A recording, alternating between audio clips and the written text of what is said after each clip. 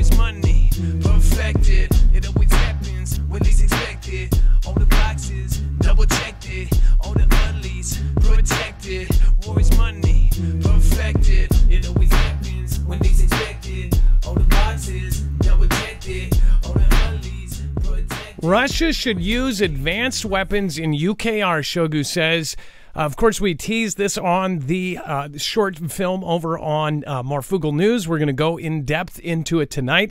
Russia's defense minister said on Wednesday that the armed forces should use new advanced weapon system in the conflict in UKR.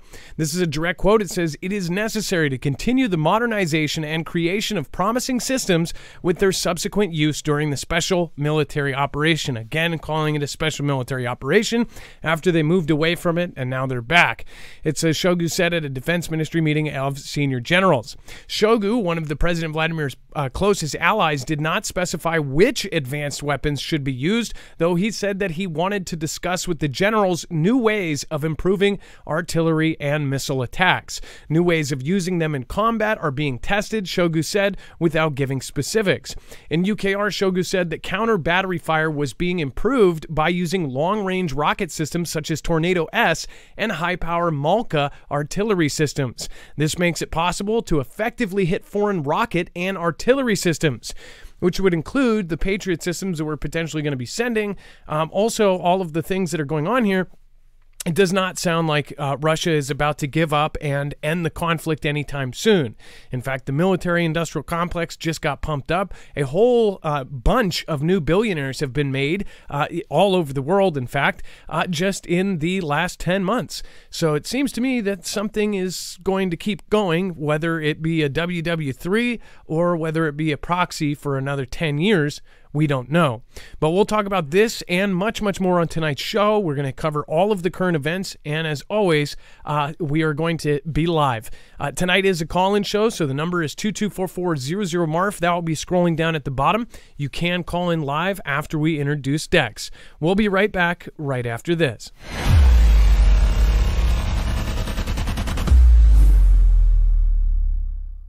Nothing in this show should be considered legal, medical, or financial advice. The views of the callers can differ considerably and do not necessarily reflect my opinion, Dex's opinion, or anyone else who works with the show. You should always do your own research and consult with professionals. The internet is full of fake news, so please take everything with a grain of salt.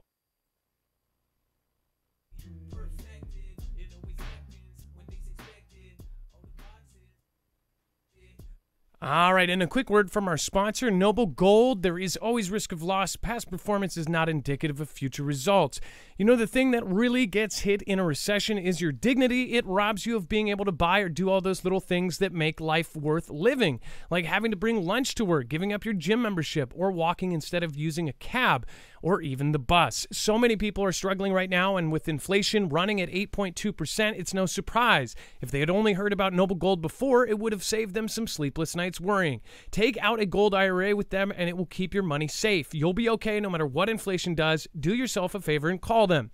Their experts don't hard sell you. They don't need to. And this month, you'll get an incredible free 3-ounce silver American Virtue coin if you qualify for an IRA of over $20,000. You can't go wrong with Noble Gold. Call the team now at 877-646-5347. Again, that's 877-646-5347 to find out more, or visit noblegoldinvestments.com. All right, thank you guys. Again, we're going to be starting the show here in 2 seconds. We're getting the phone lines open. We'll be right back. Perfected. It always happens when least expected. All the boxes, double checked it. All the unleashed, protected. War is money, perfected. It always happens when least expected. All right, what is going on, guys? My name is Adam, a.k.a. Marf, and this is Marfoogle News. Today, we're going to go over a ton of stuff, and if you've never been here before, this is a live show. We are independent media. We are on our own here, so if you want to share out the show, that would be amazing. We take the time before every single show to add a bibliography of every single article, tweet, video, picture, document that we're going to show you here today. When you go over to the website, you'll see it's very easy to navigate. It is all done by thumbnail. It's coming when you least expect it. When you click on that, you will see that it brings you to every single article, tweet, video, picture, document we're going to show you here today, and a whole lot more. At the very bottom, there is an overflow section. That is all the stuff that could not fit into a 2-hour time period, and of course, a lot of crazy things going on down there as well. So make sure to go to the website and check that out. It's always, always jam-packed full of other stories. Let's bring in my co-host/internet brother, Dex James. What is going on, and how are you doing today? Well, hello, Adam, and hello, Foogle fam. I am doing just fine. So let's go back to Russia, and then we're going to open up the phones here in 2 seconds. So before, if you guys do want to call in, 224-400-MARF. Dex, before we move on, I wanted to get your opinion on them using advanced weapons. Do you think that, obviously, we're going to see some use of some things that we haven't seen before, and then what does that mean for a response? Well, I think this sort of goes right down the line of what we have been guessing, or at least asking the question of is, do they have more, or are they really defeated? And, a lot of times we say, or we think that, we're suspecting that they've been holding back and that they're not using everything that they have. And this sort of maybe points to that evidence and says that they actually do have a lot more that they want to bring to the table. And I guess the real question is, how much of that is there? What advanced technology is it? And will it make a difference? And, it could be significant. It could be, just another, talking point on their part. We'll have to watch as this plays out. But if they really are going to step up the game, so to speak, from their side, then we might have, a lot more to be concerned about as this continues to escalate between UKR and Vlad. So we'll be following it, and we're probably going to see a new system that they didn't expect. I guarantee missile strikes haven't stopped. And like I said, the military-industrial complex just got booted up. New billionaires were just made. It's all going to keep going, and hopefully, it's not going to be a 20-year conflict like others. We'll talk about that. And, of course, if you guys want to chime in, please make sure to pop into chat, say hi. If you want to call in, the phones are now opening. So the number to call is down right below, 224-400-6273. Press option 4 to get through the Dex. Now, again, if you're a first-time caller, call in. If you want to call to say hi, or if you just want to call and show us something really crazy, call in right now at 224-400-MARF.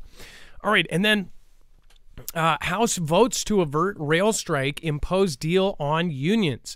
As we have covered before, it sounds like they're going to work out something.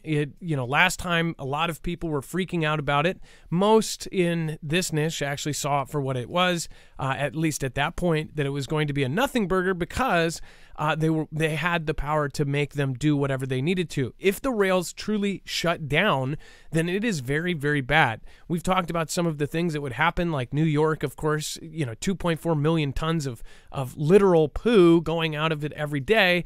That would just stay there, and I'm sure that would be a bad situation, to use a word that isn't bad.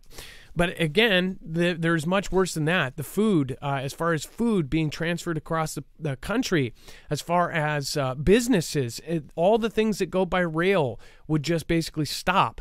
It says the U.S. House moved urgently to head off the looming nationwide rail strike on Wednesday, passing a bill that would bind companies and workers to a proposed settlement that was reached in September, but rejected by some of the 12 unions involved. The measure passed by a vote of 290 to 137 and now heads to the Senate. If approved here, it will be signed by President JB, who urged the Senate to act swiftly.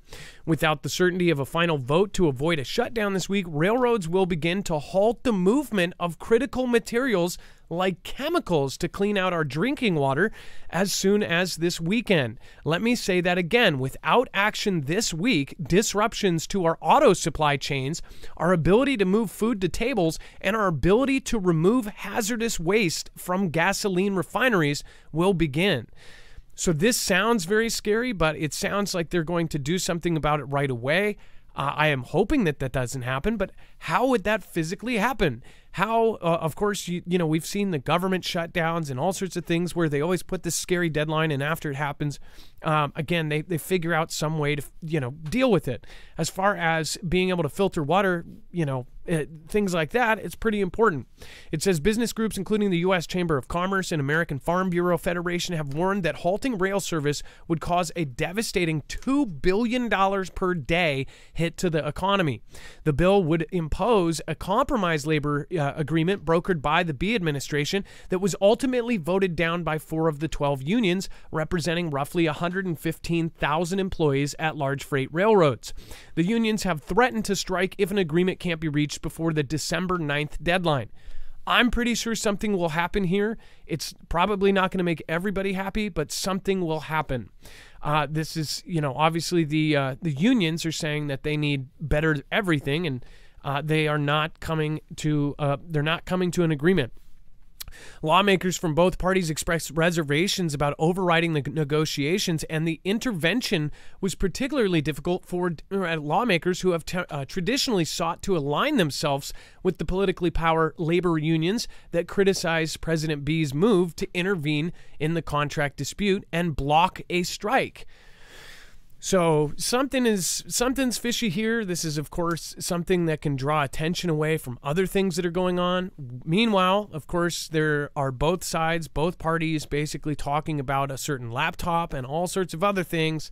So I don't know how much of this is to draw a whole ton of or a big percentage of media to pay attention to. I don't personally think this is going to end up to be anything. I'm hoping for all the rail workers out there, and if you are a rail worker yourself, I hope you get a bump in your pay, and I hope that you get what you guys need. But as far as on the other end, I hope that doesn't happen, but we'll see, and we'll follow it. And then EU warns Musk that Twitter faces ban over content moderation. So first of all, when Twitter got sold, it didn't really change much. As far as the old content moderation stuff was still there. People were still getting booted for really stupid stuff. And I know because I've had friends that actually posted just something that was opinion based on things that you're not allowed to talk about, and they got a suspension. So it was really like easy stuff, and they ended up getting a suspension. So as far as them complaining about this is all politically motivated. I don't know. Everybody is saying like Musk is saving free speech and that he is the hero here. There may be a long-term thing down the road that all of the people at the top are on agreement on, and this dispute thing may all be some sort of big circus. A lot of people believe that because obviously not too many people believe the richest echelon in the world, again, and also all of the connections with the government that Mr. Elon has. It's kind of weird. And the things that he has said, that if that did happen, if they did end up banning, he will end up making a new phone, which will be a competitor for Google and Apple and all of the other phone makers and Samsung, that would be completely separate. Then he could start out doing the X app and the tracking, tracing WeChat thing that he has mentioned. So I know that, and by the way, there are people that either worship Elon or say that he is the Antichrist. But again, I think the jury's still out. It says the European Union has threatened Elon Musk's Twitter with a ban unless the billionaire abides by its strict rules on content moderation, setting up a regulatory battle over the future of the social media platform. The Financial Times reported on Wednesday, EU industry chief Thierry Breton made a threat during a video meeting with Musk on Wednesday, and it said that Breton told Musk he must adhere to a checklist of rules, including ditching an arbitrary approach to reinstating banned users and agreeing to an extensive independent audit. They don't want him to bring people like AJ back. They don't want him to bring back all of the people that they wiped out previously. Musk has been tweeting stuff relating to the Revolutionary War, as far as the civil conflict, as far as like hints towards that. And then somebody did correct me. The thing on his bedstand was Washington, and it was like 1776 or something like that. But he has been posting all these things about going to war with these platforms and with Apple and with everybody else. Just today, he posted that him and Tim Cook, the CEO of Apple, he said that they weren't even considering to kick him off. Personally, I think that's a lie. I think that they are all trying to do something right now, and it just seems like a big circus. What is important about the Twitter thing is if Elon Musk not only brings back people, he already brought back DT, he already brought back Babylon B and people that shouldn't have been kicked off, brought back Jordan Peterson, brought back all of these thinkers and speakers, but he is talking about not only releasing and bringing back people, a one-time kind of forgiveness thing, an amnesty thing, he is also talking about releasing what happened during 2020. He's talking about going into the inner files and, basically showing who was booted, why they were booted, all that kind of information. And that is freaky. If he really is doing that, that of course would get a lot of people going, wow, that's kick-ass. But it also could cause a huge civil uprising. Think about that. If people find out something they're not supposed to find out, it won't be good. So it's all speculation right now. And again, we're not trying to scare anybody, but you should pay attention to this. People are on the other end. We're like, oh, who cares about Twitter? Twitter is so important in other countries. It decides on things that go on in that country, including our own, but that's because of our messed up political system. Give us a call if you have an opinion on this at 2244-00-MARF. That's again 2244-00-6273. And I'm going to go over to the chat. I'm going to turn on the chat. Let's see here. Got a bunch of great people in the chat right now. Thank you. As you guys, I saw that I've decorated for Christmas. Got some Christmas lights up there. Let's see here. To pop over, thank you everybody over on D-Live that has popped in already. Beer Juice Vicky K, thank you for your nightly stop by. Hempen Ain't Easy. Big Fish, Kimbria, and Leo X White, thank you so much. And then, of course, everybody that popped by on the last show. Quite a few people did super thanks yesterday, which is kind of like a super chat on the replay. User UE says thanks. I think they're from Norway, okay, because their user is all super weird. Remember the Norway spiral in 2009? What looked like a portal opening was blamed on a failed rocket launch. Weird. A failed rocket would make a perfect spiral.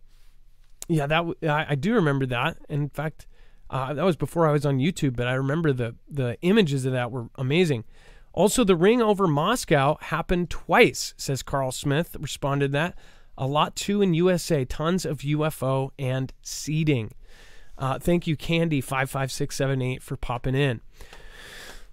So give us a call, 2244-00-MARF. I'd love to hear from you. And thank your mods right now. If you want to thank your mods even more, make sure to go over to marfuglenews.com/friends. The team, I don't know how many are here tonight, but make sure to go check out Bones. CJ Blaze has a great channel. Jammer1, Lisar Hall, PNW Affliction, Rip Curl Readiness, RJL Harris, Ilea, and Trinity Red or Blue Pill Hi-Ho Kermit the Frog here. Recently surpassed 6,000. Hopefully we can get her to 7. And then somebody just hit 100. Make sure to reinforce that. If you haven't checked out Willing Witness, formerly Global Witness, make sure to go check out his channel. He is down under the Friends of Marf creators. He just hit that milestone. Really, really awesome. And then Donut Factory is closing in on 100,000 as well. Make sure to go check him out as well. All right. And then let's see here. Zuckerberg calls Apple's App Store control not a sustainable or good place to be. It says Tesla CEO and new Twitter owner Elon Musk has an ally in his fight with Apple. It says, speaking Wednesday at a New York Times DealBook Summit, Zuckerberg criticized the iPhone maker over App Store policies that for years have negatively impacted his own business. He says, I do think Apple has singled themselves out as the only company trying to control unilaterally what apps get out on the device. I don't think that's a sustainable or a good place to be. Apple, of course, has been no friend to Meta in recent years, with the company's decision to change privacy settings in the iOS rocking the digital media world as tracking users across apps became more difficult. They essentially put something there that would allow you to see when they were trying to track you across things. I always wondered about that as far as, like, you know, it seems like they're trying to keep your privacy, but it seems to me like they're just trying to keep their privacy to themselves. I'm sure they track you more than anybody, but that's just my opinion. It says, as Yahoo Finance's Dan Howley noted in a story earlier this month, Apple rolled out a change in 2021 which lets users choose whether apps track them across third-party apps and websites. Zuckerberg warned Apple's new privacy changes would kill digital advertising, even before recent challenges in the ad business arose. Zuckerberg said it was problematic. One company is able to control what kind of app experience users get on the device, citing the breadth of Apple's consumer base in the US and worldwide. The remarks came after Musk earlier this week bashed Apple for threatening to remove Twitter, which Tim Cook said that they were never considering, but that's kind of BS, from its marketplace of apps. Spotify CEO Daniel Ek, another longtime critic of Apple's App Store policies, also ripped Apple's policies on Wednesday. It says, as it seems, Musk's complaint have set off another round of criticisms towards the iPhone maker among tech leaders. And we actually talked about how, like Snap and others, there are other huge companies that are kind of watching what Elon Musk does and then doing the same about a week or 2 weeks later. Snap ended up just bringing all of its employees back into the office instead of working at home. You're seeing a lot of people basically. Elon Musk looks like he's setting a precedent or fighting back, and everybody's kind of joining in. Zuckerberg also weighed in on Musk's seemingly close involvement on moderation decisions on Twitter, saying although one person should not be responsible for decision-making over what is shared on the platform, it was good to see companies taking different approaches. So as far as like what they do and what they're able to censor, who they're able to censor, if that is catered to one political party, that is absolutely wrong, and that should not be happening. People say, that it's because the fake news or whatever. Over the last few years, they have basically told people that you shouldn't be hearing certain info, that you are not smart enough to figure it out on your own, that you need to stop it at the actual root of it before anyone even speaks. It's not a freedom of speech thing. It's again, goes back to kind of Elon's idea of it, freedom of reach. And if you deplatform somebody, they're gone. You cannot hear them. With whatever's going on here, again, Zuckerberg is backing it up. I think they're all in this crazy circle and circus up above anyways. And then Apple is shameless in their bullying. Spotify CEO joins Elon Musk. If you want to read in depth on what he was going over, I'll just read one of the quotes. As countless entrepreneurs have highlighted, Apple is shameless in their bullying, including our recent efforts to help authors sell more audiobooks. Apple acts in self-interest, but also doesn't seem to care about the law or courts. Eck continued, saying, how much longer will we look away from this threat to the future of the internet? How many more consumers will be denied choice? There's been a lot of talk. Talk is helpful, but we need action. So it seems like everybody is kind of teaming up against Apple, and people are pretty pissed off. Most of it is because they're losing money. That's the only time you really see action, put forward. It's not because they care about us or they care about our choice. They just have something that is that other choice that makes them money, which is now not available because of Apple. So just an opinion there. Let me know what you think. Let me hear your voice. Give me a call at 2244-00-MARF. Let's see here. Let's go over here. All right. Hold on here. Thank you, Bill P. By the way, I missed you yesterday. Bill P. and Be Real Beast, I believe I didn't get to you last night, and I thank you. Thanks for the super chat. Appreciate that. And let's see here. Johnny D says, Apple can bite me. They can have it. I've never been a huge Apple fan. Dex has grown up on Apples or has used them for years. So anybody who is Apple or PC, if you're PC, you've stuck to PC. If you're Apple, you've stuck to Apple. Apple has done a lot of things publicly that make it look like they really care, and maybe they do in some way. But then you have people jumping out of the buildings making the damn things. It's kind of like, who do they really care about? Probably the people that spend $1,400 on a phone. Nana of Montana, thank you so much. Thanks for the super sticker. Thank you for the support of our channel. I appreciate it, Nana of Montana. Thank you for supporting Independent. Jaws Wolf, thank you as well for the super sticker. That's very cute. Cup of coffee. I'm guessing you're East Coaster then. And then, good evening, everyone. Marf, have followed you from the beginning. Be Real Beast, thank you, and thank you. Says, followed you from the beginning, yep, some years back when John X Army used to give silver on his channel. Watching you grow and follow the chat, you're the reason I made a profile to help when I can. God bless. Be Real Beast, I appreciate that, and thank you so much. Again, it's been 5 years now. It's crazy. It's crazy how time flies. And we still have people here from the beginning.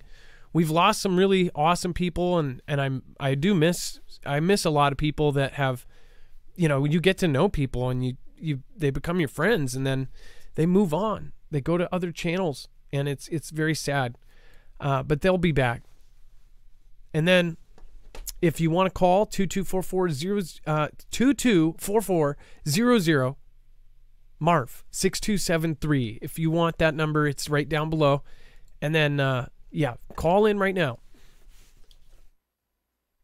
All right, we have San Francisco will allow police to deploy robots that can take your life.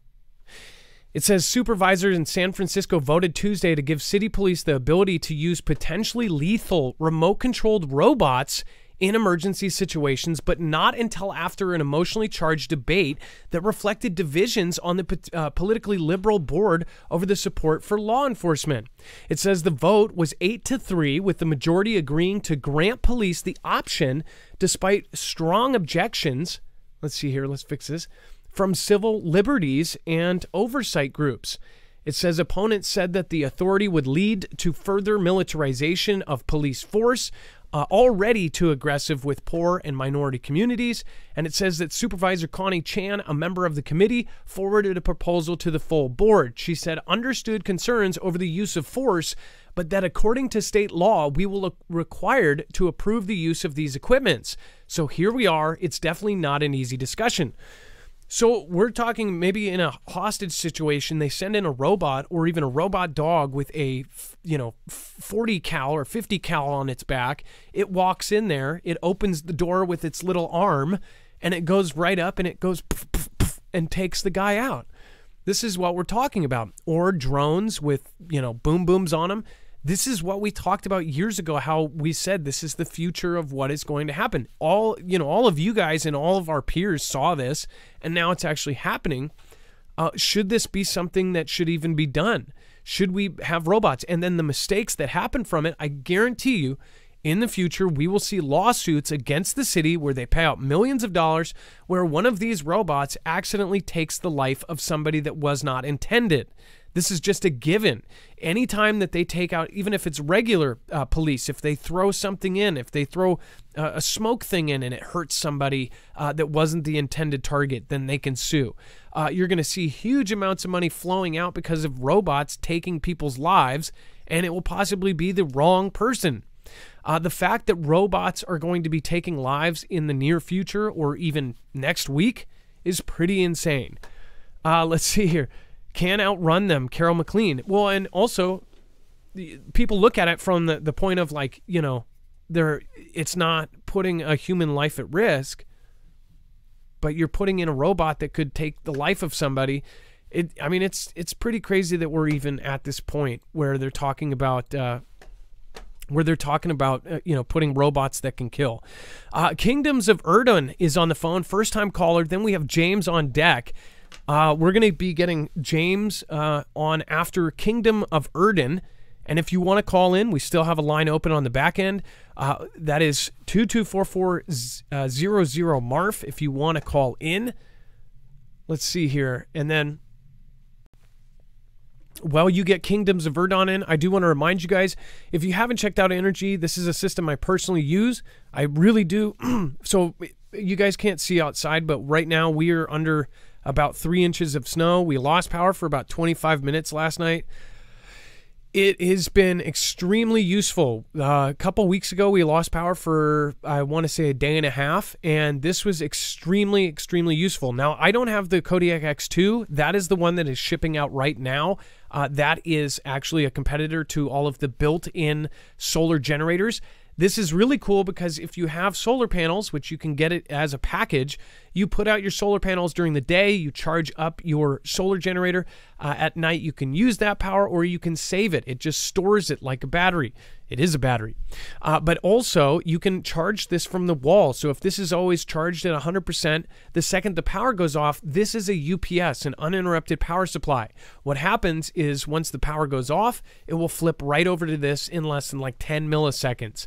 It's really, really awesome. This is a UPS power supply, whereas the system I have is an EPS. It's an emergency power supply. If you haven't seen the Flex 1500, that's the system that I have. It is a completely modular system. It literally works like Legos, where you can stack the batteries on top of each other, and then the head unit actually snaps right in on top. There's no external cords connecting the batteries unless you go over 5 batteries, where then you can connect the stacks. But otherwise, their competitors actually double the footprint because you have to have giant cables out the sides. This is built like a truck. It is absolutely one of the highest quality products out there, whether you get the X2, the LT, or the Flex 1500, and you'll have a backup power supply. Most people are, go for the gas generators. Gas generators are great. In fact, if you had a dream world, you would have both. But gas generators obviously take gas. You have to store fuel, which many people in apartments cannot. But they can put a solar panel in their windows. As far as this goes, though, you also don't have any sound coming out of it. So either system, they also have a tiny LT, which I actually don't have right now, but the LT is upstairs charging stuff. The LT is a smaller one just for storms and being able to charge your phones. Check out all three, the X2, the LT, and the Flex 1500 at marfooglenews.com/energy. And when you use our code Marfoogle, you'll end up getting a huge savings up to $170 off depending on the package, and you're going to be helping our independent channel. These ads are a necessary evil because, again, we're representing a product that we love, that we absolutely think will either save your life, make your life better, or keep you going, and it helps us grow. We are covering controversial topics, and as you guys know, almost anybody that is very, very held back. So we appreciate you sharing our stuff out, liking, commenting, and of course, when you do go through our affiliates, if it's something you already want to get, if you get it through us, it doesn't hurt anybody. It gives you a discount and it helps us. That's marfooglenews.com/energy, INERGY. All right, let's get Kingdoms of Erdon on. Erden. I said it wrong, Kingdoms. Sorry about that. Oh, that's okay. Kingdoms of Erden is how I say it. Erden, and I always say Erdon. Sorry about that. So you wanted to talk about AI. What's happening? Well, there's a lot of media, movies and books and that kind of thing that Hollywood is used to kind of set us into the certain frame of mind to think about things in a certain way. And Michael Crichton is probably the best example of that I can think of. His books, Prey and Sphere, they talk about AI and how technology is advancing, and they get us thinking about things like AI and how our life will be when they're fully integrated into society. With Prey, they have these swarms of nanites that are controlled by artificial intelligence. In Sphere, they have an artificial intelligence that they find at the bottom of the ocean, and so you're contacting some kind of an entity, and you believe that you created it. Well, I think that this could be an open door to the spiritual realm. A Ouija board is a very simple thing. There's two things, no mechanical components really, and no computer chips or anything like that. But everyone that's used one believes that they've contacted some entity. Well, with a AI, you don't realize that you're contacting an entity, but something is talking to you. You believe it's something that you've created. And, you know, my mom and I used to talk about Terminator, and she said, well, don't worry, because they won't actually create a real self-realizing artificial intelligence. It'll be programmed. I thought, that's not what I'm worried about. I'm worried about these Terminators being controlled by something behind the AI. You mean like another force that takes over the AI system, or that it becomes sentient, or you're talking about like ET taking it over? Yes, an ET. Have you seen Event Horizon or Sphere? Yeah. Oh, yeah. Both of these AI systems go through a black hole, and they come out with this evil, you know, manifesting of evil and causing people to do evil. Well, and somebody else said predictive programming. There's a lot of different things that we see in movies, and people just kind of say, "Oh, this is science fiction." Peripheral. I don't know if you've seen that. Well, actually, so Man in the High Castle I've talked about recently, because I did watch. I want to say 3 out of 4 seasons so far. That show was a Philip K.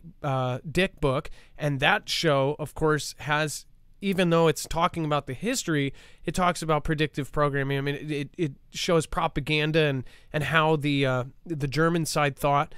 But as far as, the sci-fi and a lot of the science fiction stuff, look at how much of that has come true right now. We have robot dogs walking the streets of New York. I mean, we have people flying around in Dubai. There's already flying taxis. There's flying cars legitimately taking people from one location to another. So there's the question to think, how many of these predictive things that people made up, how many of those are actually going to be real, or how many of those are, just completely from the imagination? It seems like we're almost 10 out of 10 with everything we've predicted. It's just a matter of time of it happening. Look at Neuralink. Look at all the movies that kind of predicted something like that, and we thought it was impossible, but now it's happening. Yeah, and I think, behind the AI, how many times does the glitch have to happen before it's, not considered part of the programming? Yeah, good question. But and we're going to do some future shows on different ET stuff. People are very divided on what an ET even is. Could they be interfering with AI to save us, or to annihilate us because we have done wrong, or that we're not a viable, civilization, that they think that we're ruining things? I don't know. There's all sorts of different scenes that have played out on that, but it's definitely a very interesting idea. Yeah, like the idea of E.T., if you've seen the movie Venom, or I think it's there's a movie called Chip, where the two characters could be interchangeable. One of them has an AI in his brain, and the other one has, an alien. But both of them, the way they act are basically like a possession. Yep, and who knows, that could be even kind of a nod to demonic possession, and it could have been inspired originally from something like that, which I think, demonic possession is something many believe in, including myself. Well, Kingdoms of Erden, thank you again for calling in tonight. Is there one more thing you want to say before you go? Well, there was another topic I want to touch on a little bit. There's a guy named Tim Cohen, and he's been doing research for, I think, 30 years about who is the 666. Oh, yeah. And who is the anti? He believes that it's the one who will soon be king over the British Empire. I'm not as familiar with the Tim Cohen. I'm actually looking him up right now. So what? Well, he says not. Go ahead. With the current title and name, that that with the gematria, that or numerology, it fits. But he said there's also other criteria that that has to match up, and that is the beast system. And we're familiar with the beast system of heraldry. So his heraldry matches the definition that's given. I just found one of the weirdest alerts on Wikipedia. I've never seen this before. Maybe there's been others. It has an alert on Tim Cohen's Wikipedia. It says, this article may have been created or edited in return for undisclosed payments. I've never seen this. It says a violation of Wikipedia's terms of use. It may require cleanup to comply with Wikipedia's content policies, particularly neutral point of view. Are you kidding? I've just personal view on this is like Wikipedia has put so much negative stuff on one end of the spectrum, but then cleans up others. And I know how, it can be edited by, other people or whatever, but then they reinforce on one side and then don't on others. They essentially say that it says this article may have been created or edited in return for undisclosed payments up here. That is so weird. No, I did not. I am not familiar with Tim Cohen. I wouldn't say I am if I didn't, but now I am most definitely intrigued, and I'll have to check him out. One of the things that I feel like the reason I want to tell people about this is because, all of your favorite people, whether they're donkeys or elephants, whether they're dragons or bears, eagles or lions, in a political sense, seem to be in lockstep and following the whims of this person. Well, who do you think it is? I'm not sure if I can actually say, but he's had the same title basically his whole life. He's the son of the recently deceased matriarch of Great Britain. Oh, yeah, you can say his name. You think it's Charles? Prince Charles of Wales. Huh. Well, obviously, a lot of people are talking about, possibly Elon being it, or, some theorize that the gentleman that everybody is talking about in Israel, that they are. What do you guys think? Prince Charles? Yay or nay? Either way, we'll get a vote of it on our show. But yeah, I mean, he's the royal family is definitely a part of a lot of stuff. Including a lot of things that go back, hundreds of years, the family and what they've gotten into. But I don't know enough about it to comment. A lot of the really, what we would call, the bad stuff that the world is doing, are some of his ideas. He started a lot of these different things that the bricklayers are doing. Yeah, the Masons. Well, again, we'll end up. I'll look into it. I love looking down these rabbit holes, and then of course, if I find anything interesting, I'll end up putting it on the website. Kings of Erdin. Tim Cohen wrote a book 30 years ago called "The Antichrist and a Cup of Tea," and he's coming out with a new version pretty soon. I actually showed that on screen, and then I didn't realize he did music. He has LPs, and then he also has visual art as well. I'll have to look into it. We are out of time, though. Kingdoms of Erdin. We've got people on deck, but can I have you give away a calendar? What do you mean?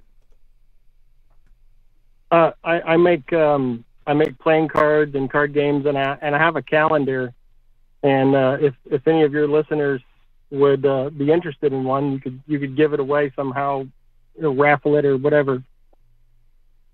Well, yeah. Well, please email me about that kind of stuff. I don't know how it would work, like as far as you shipping it to somebody, but yeah, if you want to give away something, I'm sure that there's a way to do it. But yeah, probably not. I can't figure it out while I'm on air. But if you want to give away something to a Foogle family member, that's up to you, and we can assist you in finding somebody. That's totally fine. Very soon we'll be doing some sort of giveaway here soon as well. So maybe we can package it up with that or something. But thank you, and I appreciate you, Kingdoms of Erden. Can I do some push-ups real quick? Sure, go ahead. But I do got to go. You may have already heard of YouTubers Really Graceful, Shattered Paradise, and Truth Unedited. Yes, well, one of them. Okay. But Kingdoms of Erden, if you want to fit in on another call-in show, that would be great. But we're a little bit over time, so I do appreciate you, and I'll see you back in chat, and we'll be right over there. All right. That was Kingdoms of Erden. And again, if you will make sure to share the information that he shared, and then we'll put there. In fact, I did know. So Prince Charles was part of, as far as the World EF, that forum, that I did know, and I did recently see somebody put together some stuff. And as far as Masons, they're everywhere. And then South Korea scrambles fighter jets. And then we do have on deck, we have James, and it looks like we have Twisted Luck Truth after that. South Korea scrambles fighter jets after Chinese and Russian airplanes enter air defense zone. 2 Chinese H-6 bombers are spotted repeatedly entering and leaving the Korea Air Defense Identification Zone, or the CADIZ, later returning from the Sea of Japan with 6 Russian airplanes, including Tu-95 bombers and Su-35 fighter jets. South Korea's military says. It says South Korea said it has scrambled jets after detecting 2 Chinese and 6 Russian warplanes in its air defense zone. The 2 Chinese H-6 bombers repeatedly entered and left the Korean Air Defense Identification Zone off the southern and northeast coast around 5:50 local a.m. local time. It says they returned hours later from the Sea of Japan with the Russian warplanes, including Tu-95 bombers and Su-35 fighter jets, and left after 18 minutes in the zone. It says, quote, our military dispatched Air Force fighters jets ahead of the Chinese and Russian aircraft's entry to the CADIZ, implement tactical measures in preparation for a potential contingency. So it says that the planes did not violate South Korea's airspace. They went into the defense identification zone where they're supposed to identify who they are. But it says Japan's Air Self-Defense Force also scrambled fighter jets after the Chinese bombers flew from the East China Sea into the Sea of Japan, where they were joined by 2 Russian drones. So you have Chinese Air Force and Russian Air Force actually drilling to do something to Japan, and that's what I assume it is, when you have them, crossing an entire area of ocean and then meeting up with each other and then going into an air defense identification zone. It's kind of like the writing is on the wall there. Excuse me. But my family has been sick for seriously a month and a half, and I saw a lot of people in the chat say they are too. It's like this year, it's just like one cold after another, and it's like a never-ending rotating thing. And I think it's because many of us were, had to cover up for so long. Our systems went to crap. NK says U.S. and South Korea kneeled before its Air Force might. That's right. It says state media hails DPRK's show of force earlier this month, which it claimed included 500 fighter jets and other aircraft. It said that North Korean media hailed the might of its Air Force on Tuesday, claiming that it brought South Korea and U.S. to their knees with a show of force on November 4th, which it previously claimed to have mobilized 500 fighters of different kinds. The enemies once again kneeled down in early November when our Air Force's large-scale all-out operation was carried out. Ruling party newspaper Rodong Simnon said in an article celebrating the annual Day of Airmen. It says that NK's supposed mobilization of combat aircraft over a nearly 4-hour period was one of several escalations between November 2nd and 5th, including at least 33 missile launches. That was 33 missile launches in 3 days. It says the DPRK framed these activities as defensive maneuvers to the U.S./ROC joint exercises and promised the Allies would pay the most terrible price in history for going ahead with their Vigilant Storm air exercises. Now, I want to point out shortly after this, just yesterday, we covered that President B had 5 vehicles actually rented from the from Hertz, which is just weird in itself that his family would be rolling around in anything but, multiple beasts. But after they returned the rental vehicles, those rental vehicles, all 5 of them, it was like a Jeep Gladiator, a Tahoe, a Infiniti QX5080 or something, and several others, all caught fire in the Hertz parking lot after they dropped them off. It's just weird.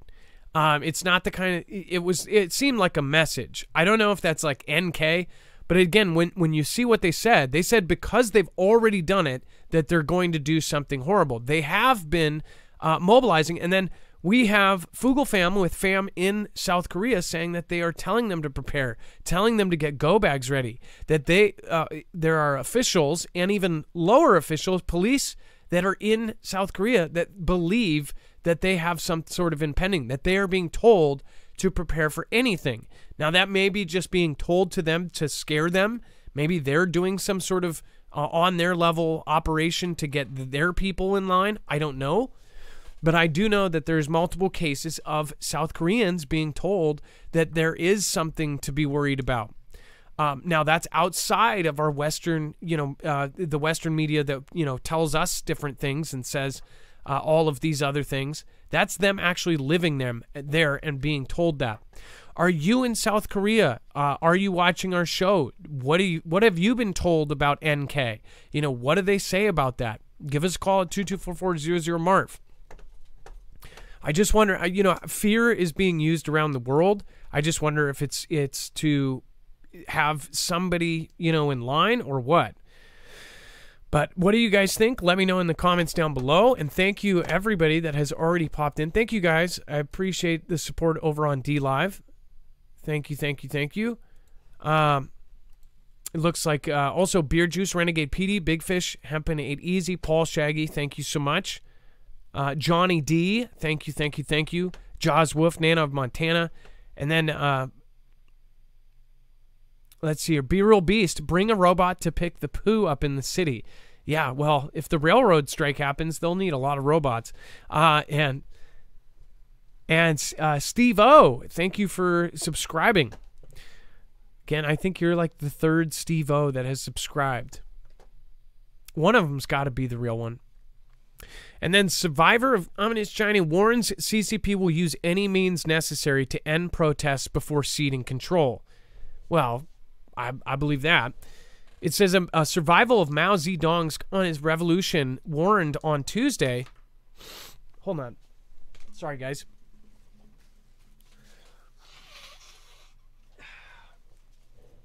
Warned on Tuesday that the CP party will use any means necessary to stop the uprising against Xi Jinping's zero-COVID policy, which has been blamed for a number of perishings in the nation. Chaos and violent clashes between police and protesters persisted in towns across Xi's country this week as the leader of the CCP tightened its grip on the nation's CCTV lockdowns, and protesters ramped up demands for an end to Xi's reign over the country. Xi Van Vliet, a Virginia mother who endured Zedong's Cultural Revolution before immigrating to the U.S., described the uprising as a watershed moment. In an interview on The Story Tuesday, she offered insight into Jinping's behavior based on her experience under his rule. It says, "This is extraordinary. We're witnessing a watershed moment," Van Fleet told Fox News host Martha McCallum. "During the past 75 years, Chinese people put up with so much abuse from the totalitarian government, but it was the past 3 years, Xi's zero CV policy that brought people to the breaking point. While some experts predict the current protest could signal a political turning point that leads to Xi's undoing, Van Fleet said she is skeptical that the CCP will voluntarily give up control of the government. I'm surprised that people are even questioning it. Experts are saying that Xi is done and it's over with because of what is going on here.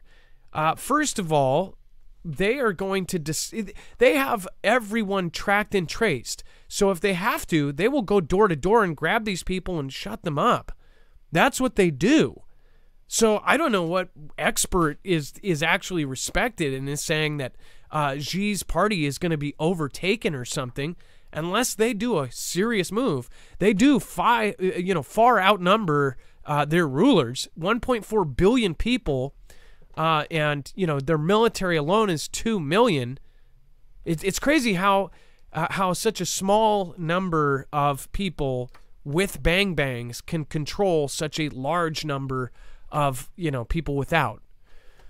And that's partly why I don't know why it's a partisan thing, support for bang bangs. All of the countries that have no longer let their citizens have bang bangs, it's like when things do go down, when we saw CV happen, it's like there's no defense. If the ruler of any country ends up getting replaced with the next Adolf or something, it's like, how are they going to fight back? They can't. And that's why I personally think it's important, not because the right to go hunt or something. It's because the people above us, they could be good now, but down the road, it could be something completely different. That's why it was set up in our Constitution. Now, Dex, I know you've got some callers lined up here in a minute, but I did want to talk about Xi's military has been spending a lot more time working on how to forcefully capture an island. You know what I've said in the past about this. They're practicing on very specific things, including in Japan. Japan, when they were practicing on Pearl Harbor, they were practicing in an area that was almost geographically identical. They practice in different ways that, if they fly, they actually flew in an area just like Pearl Harbor, and they had a very small group of pilots practice in an area just like it. You can take a lot from history, and you can see how they did things to show, kind of what is happening right now. China has been drilling in the desert with ships that are identical to U.S. carriers. They even size them exactly so they can have their pilots basically take out our carriers. They have them shaped and they virtually are the same specifications as our U.S. carriers. What do you think that is? They're practicing to take out U.S. ships. They have been testing these port buster torpedoes, and they've been practicing it on areas, and they even build mock ports that look like our ports, and people still aren't getting it. It says China's military has been spending a lot more time working on how to forcefully capture an island. Well, why do you think? It says spending an increasing amount of time executing drills focused on taking islands by force, according to the new DoD report. The report, which is made public by the Pentagon on Tuesday, outlines the latest Chinese military and security developments to aim to provide Congress with insight into Beijing's intentions and goals. As an extensive assessment of China's military might, the report outlines the threat that China poses to the self-ruled island of Taiwan. Again, most of us think that this is happening sooner or later. Dex, when you saw this report come out, what did you think? And I know that you have to switch. Well, we've talked. Yeah, go ahead. Yeah, we've talked a lot about how the potential invasion of Taiwan would go. One of those very specifically was if they take one of the first islands, one or two of the first smaller outer islands, and that once they do that, they're then entrenched. And once they're entrenched, the only thing that can happen from that point, aside from the actual conflict that'll happen between Xi's country and Taiwan, is for the allies, the U.S., Japan, and others, to actually try to engage. They would have to engage to pull them off. So they had suspected for a long time, a lot of the experts had suspected that the very first thing that would happen would be they would take one or two of the outer islands quickly and take that position so that they then have the land. And then move forward with the full island of Taiwan. But that motion would happen so quickly that we wouldn't be able to respond to prevent them from taking the island because it's so close. And that would be the point. Then we would be in a position where we would have to try to push them off of the island, which would be a much different game than trying to blockade or move equipment in to threaten them from coming in. So that sort of supports, or these exercises we're seeing sort of supports that idea of, what they've suggested would happen in the initial grab of Taiwan. So the smaller islands that are on the outskirts, they could go in the middle of the night. It's only 120 miles away from their mainland. It's very close as far as, they would go in quickly, take these little places and then add on more. By the time they do that, if we are not already there with a full force, then it's going to be like, oh, okay, well, are we going to put sanctions on them? Or are we going to go to fight? Probably not. It makes sense why they're preparing for the first option, sanctions, why they're hoarding grain, 65% of the world's grain, 55% of the world's corn, and that's as of a few months ago. Why they're hoarding LNG, natural gas, why they're no longer selling it to others or selling it to Europe. It's like, you can see they're practicing for a very specific event, and people don't think that a WW3 is coming. It's like, when it does come, it's going to be when it's least expected. They also believe, and I know that many of the people that watch my show every day know this, but we have looked at what they actually think and what they put out in their Ganda, what, of course, Russia thinks, what our own Pentagon thinks. All three are in agreement on one thing, which is the U.S. can take on Russia. The U.S. can take on China. But it would be very difficult, and almost all of the simulations we have run, China has run, and Russia has run, show us losing, even with all of NATO, if it's both China and Russia at the same time. They don't believe we can take on two peer-to-peer adversaries at the same time. So if they were going to do this, they would do it while Russia is doing the UKR thing. That's my thoughts. What are yours? Let me know in the comments down below. Which, by the way, lots of really awesome people just showed up. By the way, Dale Val, thank you for being here. Robert Neal, Mandy Shaw, Deplorable, thank you. Z-Man Luke, Ziggy Zaw, Who's Your Daddy, RC, aka Indiana Jones. Nice to see you, Who's Daddy. Krieger Holm, Heavy Ordnance. Carrie Ray says, hello, Foogle fam. What is going on? And then Nana of Montana, I said, oh, the real BP Earthwatch is here. Oh, what did he just say? I missed. Dex, can you see? You're probably on the phone. Yeah, he says Vlad is being vastly underestimated. Yes. And the current administration has decimated the U.S. military. They're not going to report that, though.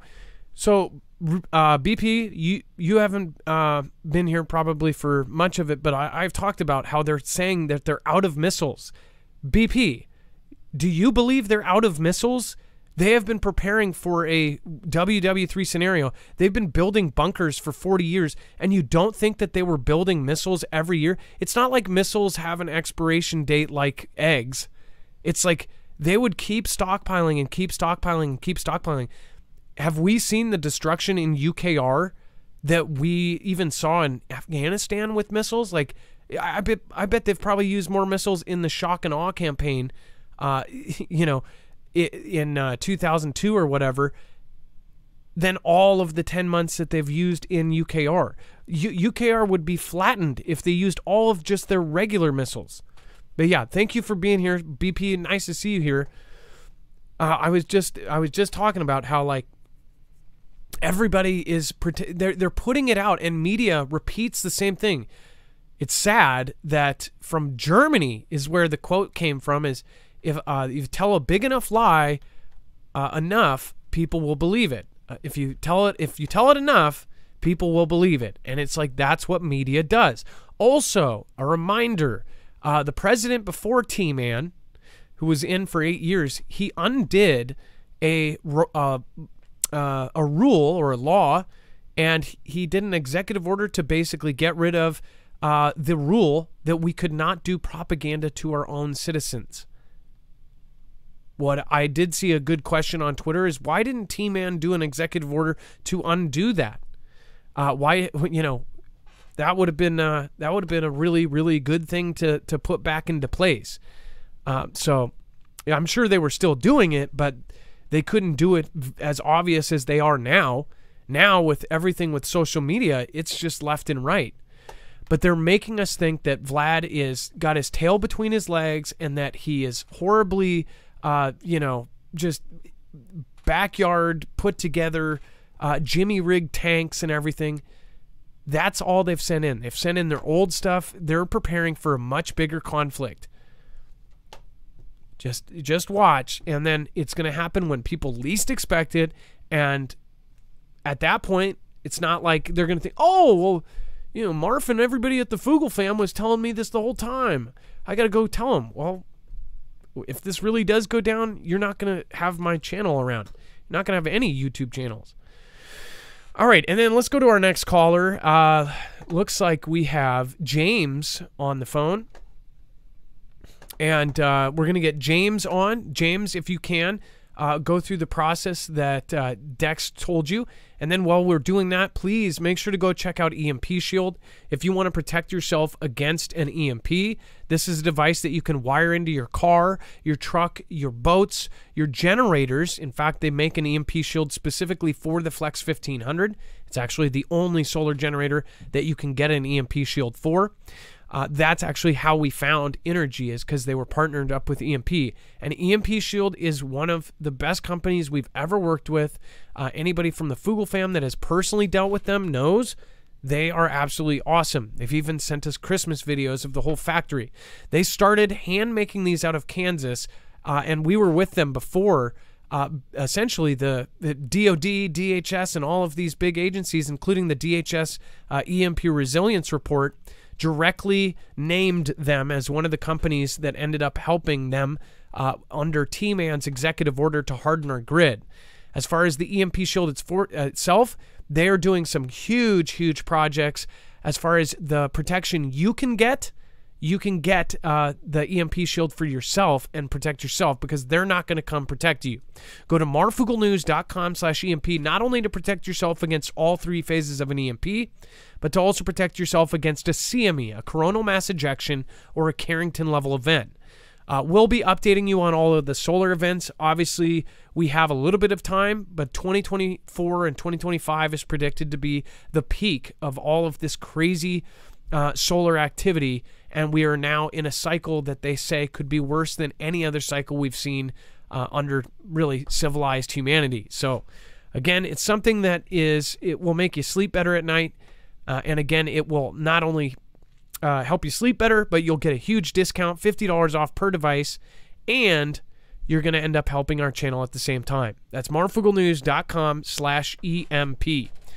All right, and then let's get our next caller on. We've got James. James, thank you for calling in. I appreciate you.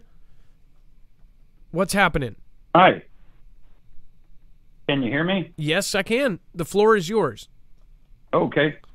I'll just get right to it. Thanks for having me. Merry Christmas, everybody. Hello, Foogle fam. I love your show. I was dead twice. And before I get into that, I want to share some stories with you that happened to me when I died. Once I died, it was in front of about 20-something people. They all watched a drunk driver drag me down the street. I fell off the car and the tires went right over my chest. They even nicknamed me Speed Bump. Haha.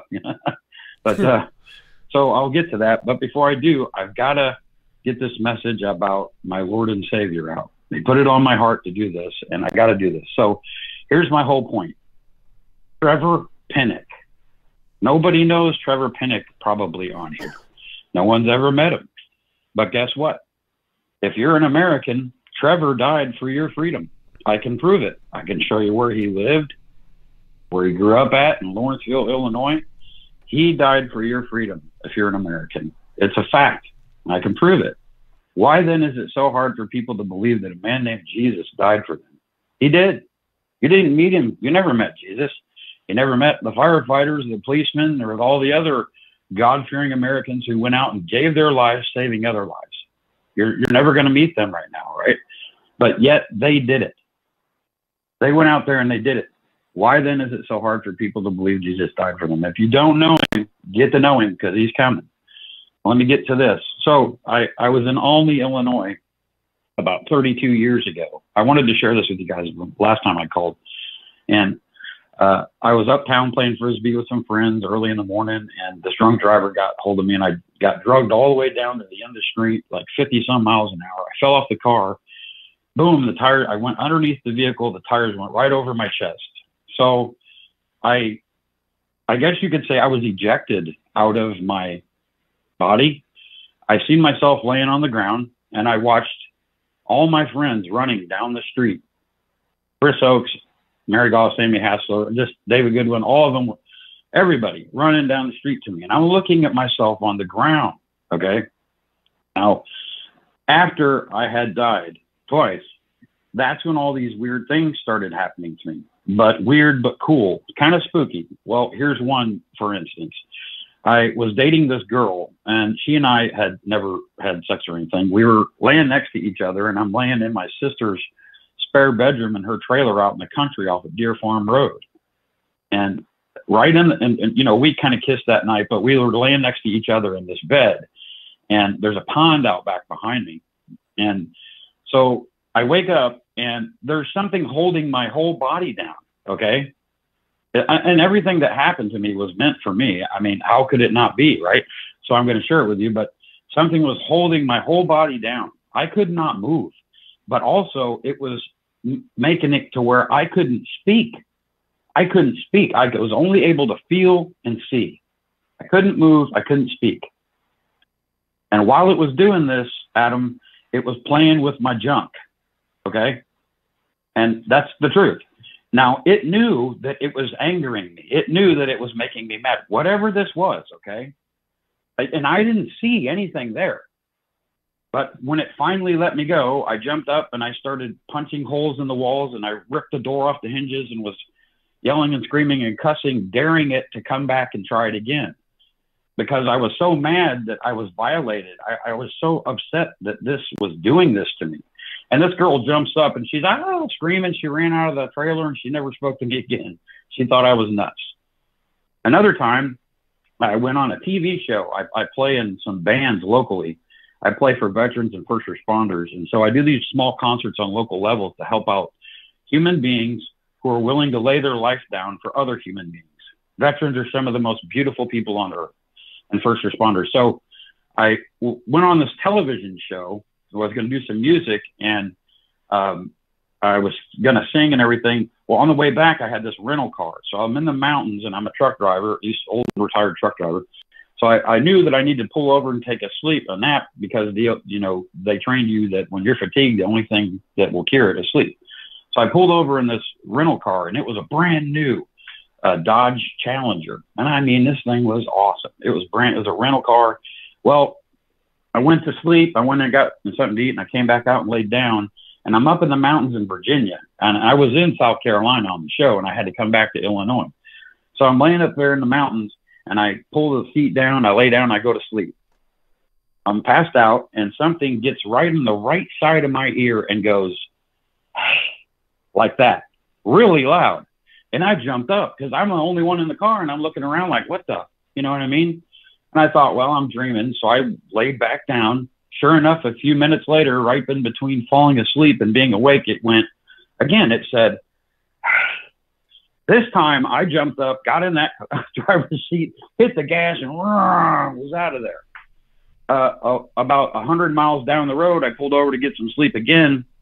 These guys tried to rob me. They were going to shoot me and steal the car. Now I know my Lord and Savior sent his, because it wasn't my time to die yet. I had a wife and kids waiting on me at home. He didn't want me dead, so he sent his to stop that from happening. And I'm convinced of that. I wouldn't think of it any other way. But, you know, another thing with the, I got to say this, it's just on my mind, with the donkeys and the elephants. Why aren't they telling human beings or Americans that none of us are taking money and power with us when we die to heaven? None of us are going to take gay rights, transgender rights, or abortion rights with us to heaven when we die. You're only allowed to do these things on earth, and they're going to use politics on earth to do this. Why aren't they telling people this? I'm out here, I'm talking about it on a microphone at these shows, and I get people that no politics, no religion. Well, I did the Pledge of Allegiance at the show Saturday night at the VFW in one of these towns I played in. And they were like, no politics, no religion. And that has politics and religion in it. It's the Pledge of Allegiance. I mean, come on, really? You know, it's still one nation under God, right? And in God is our trust. The founding fathers founded it on it. You know what I mean? So anyway, and then another thing, when I was little, I was going up Route 1 with my dad. My dad was a glass blower. We make hand-blown glass. Well, in 1986, I remember the year, we were in a white Ford LTD station wagon. We were at a crossroad on Route 1 going up north of Chicago. This humongous, and I'm talking the size of a house, maybe bigger, ball of light just came out of nowhere and just landed right in front of the car and stopped. And my dad and me were just like, whoa, we're just, oh my gosh, what is this? You know what I mean? It was like a huge moon or light bulb. And it just stood there. And then wham, it took off so fast, it left a trail of light. Like, you know, you look at a light bulb, then you take your eyes and you see the trail, right? Well, that's what it was like. Well, my dad started getting upset a few minutes after because he said, well, damn it, we're going to be late because he's 2 hours. Where's the time go? We were missing a couple hours. He was really pissed because we weren't going to make it to Chicago. And so that event happened. And I just wanted to share these things with you, you know, of what happened to me. And like these things that have happened, I felt really strongly about, you know, telling you guys this because I know for a fact that the angels and the demons or all of this is real. So there are two kinds of fighters, those who fight because they love and those who fight because they hate. Me and mine will be the ones fighting because we love, my friends. You know what I mean? And with all this stuff that's going on in the world, pray. Pray a lot, man. Pray every day. I'm a sinner. I admit it. I'm also a believer, though. I'm a sinner and a believer. I just got to get that out there. I also wanted to say, Adam, please check out Sherry Shriner and Trey Smith. Sherry Shriner. She was you wouldn't if you don't already know about her, you haven't watched any of her videos, check some of this stuff out. I think you'd be really interested in it. And Trey Smith, a wonderful guy, and a BP Earthwatch. I watch you all the time. Oh my gosh, bro! Thanks for so much and the heads up. I mean, God bless you for what you're doing, and you too, at Marfoogle. I really appreciate you guys. I tune in a lot. I pray for you guys a lot. So that's pretty much it. And then the EMP stuff, my cousin was Army intelligence for 15 years, and he was in the Army for 20 years. I don't want to say his name or anything, but some of the stuff that I heard from him, I don't know if I have enough time to even talk about it, that he was telling me. I mean, my grandfather was a Navy SEAL, and one of the first Navy SEALs, so it's kind of in the family to serve our country, and he did. And so just the things that I learned from him and with what I'm doing with the EMP research, what I call is a Faraday blanket. You take the telephone poles in America, you put the technology at the top, the tech, kind of like the Tesla tech, but not for, I mean, we have the technology and the poles in place. All you'd have to do is go and put this tech on top of every one of these telephone poles. And it's like a mass blanket, a Faraday blanket, so to speak, like a Faraday cage, except it's a blanket. So if they did launch an EMP weapon, which would be above us to come down really quick, then it would be like a huge EMP blanket that gobbles up the EMP. Now, it would still take out some things, but not as much as it would have. You know what I mean? It is kind of like a protective, like the Earth has its defensive shields. You know what I mean?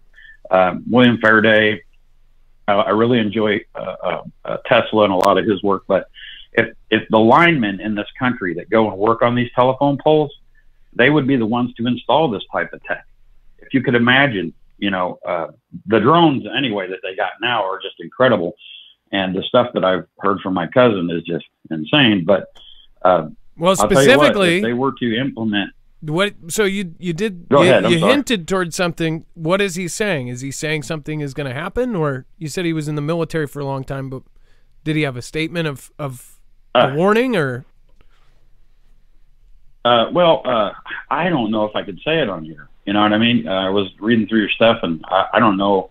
Maybe if I'd have time to call in some other time or email this stuff to you, probably might be better. You know what I mean? Well, that would be appreciated. Sorry, go ahead. That would be appreciated if you have info. But yeah, if it's just on the fly, you definitely want to look out for your cousin too. You don't want to share something that could get him in trouble. But in general, do you think that EMP is a threat or no? Absolutely. And I think the Chinese and the Russians, or especially the Russians, have capitalized on that. War is based on deception. They're not going to tell you what they're going to do. They're going to make you jump over here and think this when they're doing that. Exactly. War is based on deception. And it was foretold. The really neat thing about this is Matthew 24, Luke, the King James version of the Bible, it's right there.